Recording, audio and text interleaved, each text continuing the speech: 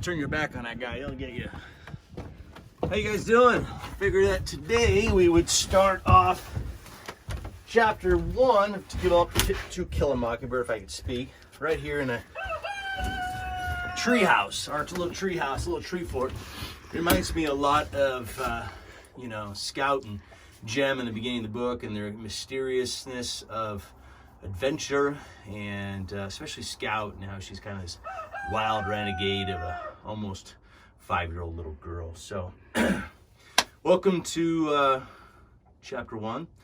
Again, my name is Mr. Kiki, and I will be your facilitator for the remainder of our time together here on this day.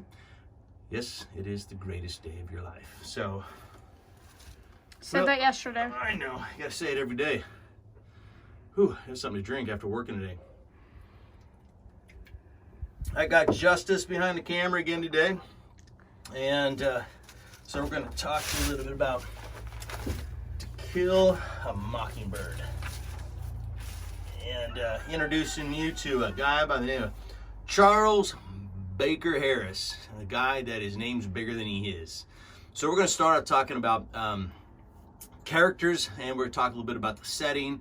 I don't want to say too much in case there's some of you out there still haven't read chapter 1, but we are at Sunday, and if you waited to take spring break, traditionally at the beginning of April, then you started this week on the chapter. So let's see what we can do here in talking about it. So let's start off by talking about a young lady, Jean Louise Finch.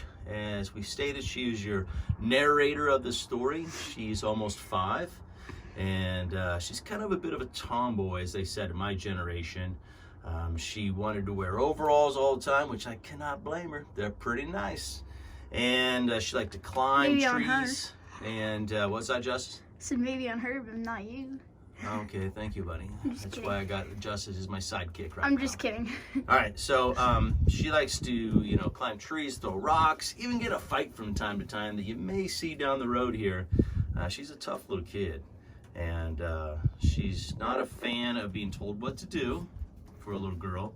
She doesn't like to wear dresses and that kind of a thing. But Cal, who's always trying to keep her in check, Cal, she's the cook in the household, and she is there because about 2 years old, Scout's mom died. She'd passed away. She doesn't have really no memory or recollection of mom, where her brother, Jeremy Atticus Finch, otherwise known as Jem in the story, he still has those memories, and time from time you're going to see in the story that those will come up in his life, and he struggles with that, as any young person would do, in losing their mom at a young age. Atticus Finch, he is the dad, and really love Atticus Finch, one of my favorite characters in literature. In many ways, I strive to be that kind of a man, that kind of a father as well in that process, and loves his community, loves his family, and is always willing to help anybody any way he can. So you have, as we said, Charles Baker Harris, otherwise known as Dill. Dill comes to live with his aunt in the summertime, so you see him pop up and disappear and pop up, disappear. He's a mischievous little one. He's the one that gets him into possibly some trouble in the story, such as the end chapter 1. Hi, Caitlin. I'm up here telling stories about To Kill a Mockingbird. She's got a broom because she's afraid of the rooster. All right, let's get back to the story here. Let's talk about some of the setting now. So in To Kill a Mockingbird in chapter 1, it starts off, as you may have gathered, it's the whole story is a flashback, but right in the first couple chapters, it's talking about Jem breaking his arm, and it alludes back to a few years ago when it all happens. And this is where the story picks up. You'll learn a little bit about the Finch family and how they came to find themselves at Finch Landing.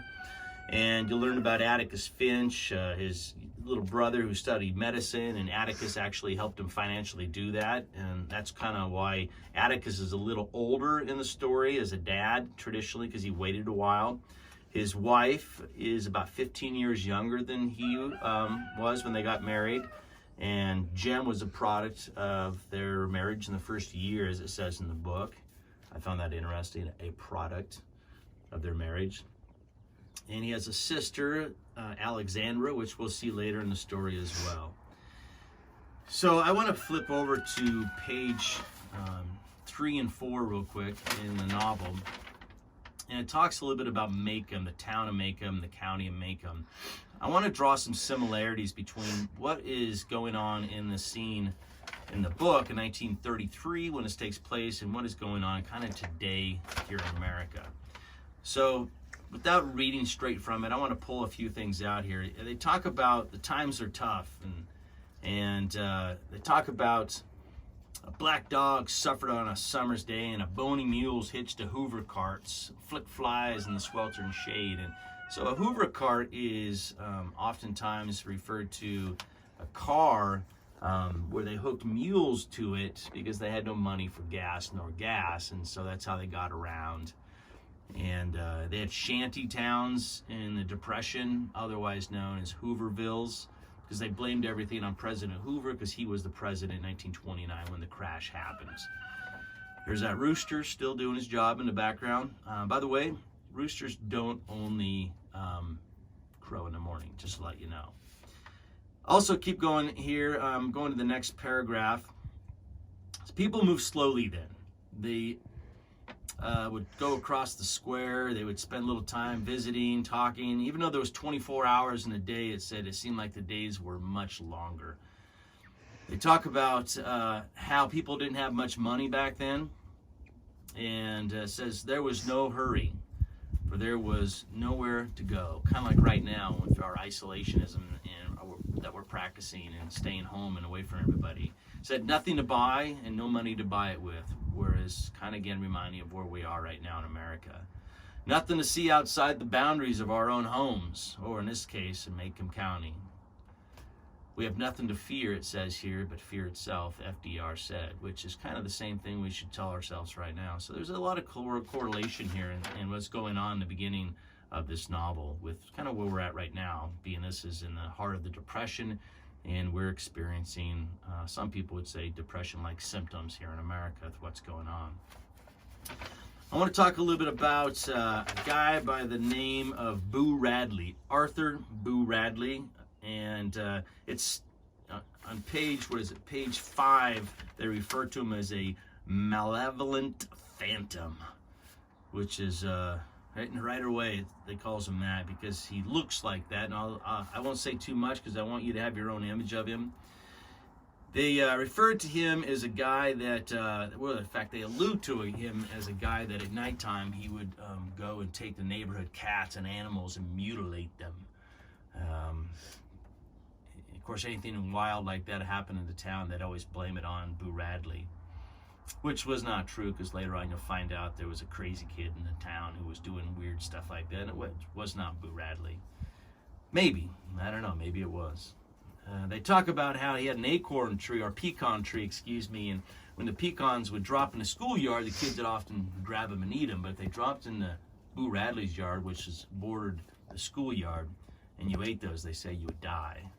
If a baseball was hit in the Radley property, you pretty much consider that lost. Now, I don't know about you guys, but I remember growing up and I always had that neighbor that seemed like that, where if my ball got kicked or the ball got thrown over the fence accidentally, you pretty much said we write it off.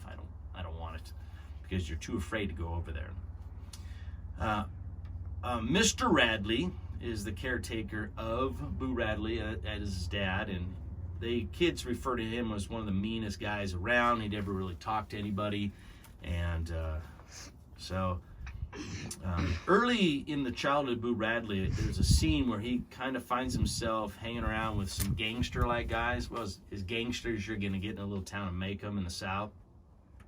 And they get in a little bit of trouble. They steal a neighborhood car, and I think they might have got the sauce going a little bit, and was speeding through town, ran it up on the curb, and got in trouble and arrested. And Mr. Radley was able to talk to the judge and letting Boo come home with him and not go off to the kind of a military school like the other kids ended up going to, which was actually a good thing for them as you read, because you find out they got a pretty good education there at this place. This is the beginning when you're trying to figure out why did Boo Radley not go, and something wrong with him. Then as you continue to read, there's a couple different scenes, such as there's a scene in which Boo apparently stabs his father in the leg, and Mom runs out with some pair of scissors, that is. And Mom runs out saying that he's trying to kill them all. He gets in a little trouble to log in, and again, do we send him off to an asylum? And Dad says, no, let us take him home. We'll take care of him.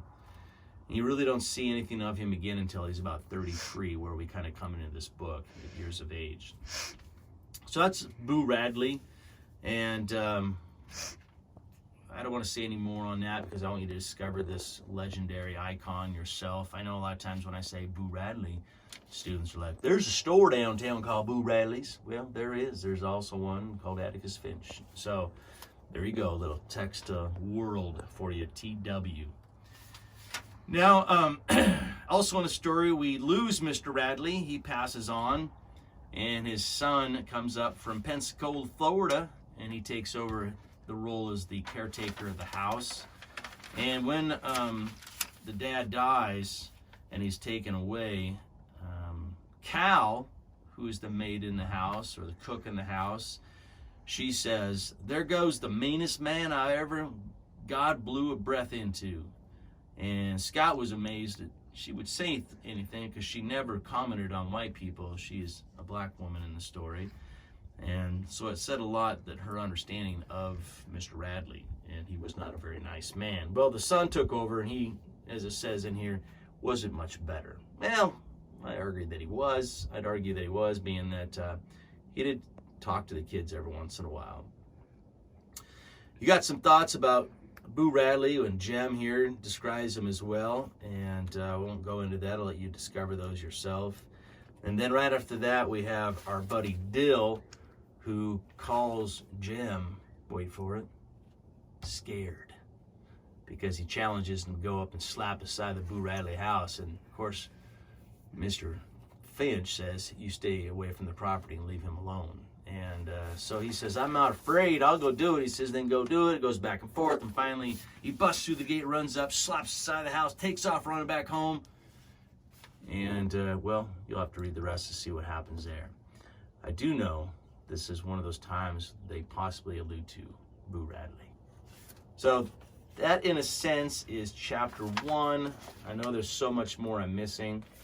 I want to talk about the lay of the land. I mentioned this in my first video, but this is page 7 and 8, for example, in the novel, 7 and 8, but I call this one page, and this is another page. So when I talk about annotating as you're reading, as you can see all these different annotations going on here, you need to have 4 different annotations, and you find that on page 2 of your guided reading of the 8 different kinds of annotations. But you need to have 4 different ones on this whole page, not just 4 for this page and 4 for this page, but 4 different ones here, 4 different ones there. And as you can see, as you keep going through with the annotations and such. So that is the novel. Show you a little bit inside the guided reading. So here's chapter 2, and I want to show you just the detail that goes into when you embed your text evidence, because remember, you have to use text evidence on every answer, which means you're going to have to cite the page number it comes from, which means anytime you use text evidence, you need to embed it. And you remember the embedding packet that was given to you, and we spent time studying that. So you need to embed it and use your analysis in this process. If you do that with every question, you're going to spend some time with it, which is what I wanted to do. I want you to showcase your skills and knowledge of this awesome novel. Chapter 2, though, in the beginning, here's that naming the title activity you'll see on several different chapters, because they're just called chapter 1, chapter 2.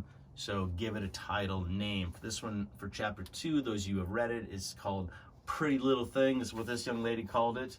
Chapter 3 is called The Yules, and I really like the Yules and how they describe them in town. So spend some time with that process. If you're still looking for some understanding, I just licked my finger. Don't do that. We're not supposed to put our fingers in our mouth, are we? Dang it. Shoot. Oh, dang it. So here is the bottom of this page. This is all about levels of questioning, but we'll get to the later. Don't worry about that one. But at the bottom here, it says chapter titles. And this is an example of how you do this process. So take a look at that. Again, don't forget the rubric here and how I'm grading you as we go. So that is the guided reading. That is the novel by Mr. Kiki, or Farmer Kiki. And just want to make sure that you guys... Justice wants to say something. No, I don't. Oh. I was talking to my sister, man. Oh, you're talking to your sister. Okay. So I'm going to go back to work pretty much. But I want to make sure that you guys are staying safe, practicing social distancing, and a lot is going to happen in the next week here. We'll continue to touch base with you. As teachers, we're going to start having our meetings this week to figure out our direction. I got no answers for you. I wish I did, other than just stay home, stay away from people, wash your hands, make sure you have some really nice lotion, because my hands are chapped. He's actually, his hands starting to crack because we're, washing our hands so much in this process, and just staying away from people and have some fun. We're doing things like getting up in our tree fort and hanging out, and, well, Justice doesn't like to get outside. Are you afraid of the outside, Justice? No. Okay. Caitlin, do you want to say anything? No. Okay. That's it. Well, I'm going to climb on out of here and wish you all off here in this process. So, again, behave yourselves and keep reading about To Kill a Mockingbird. And we'll see where we find you in chapter 2 in our journey here.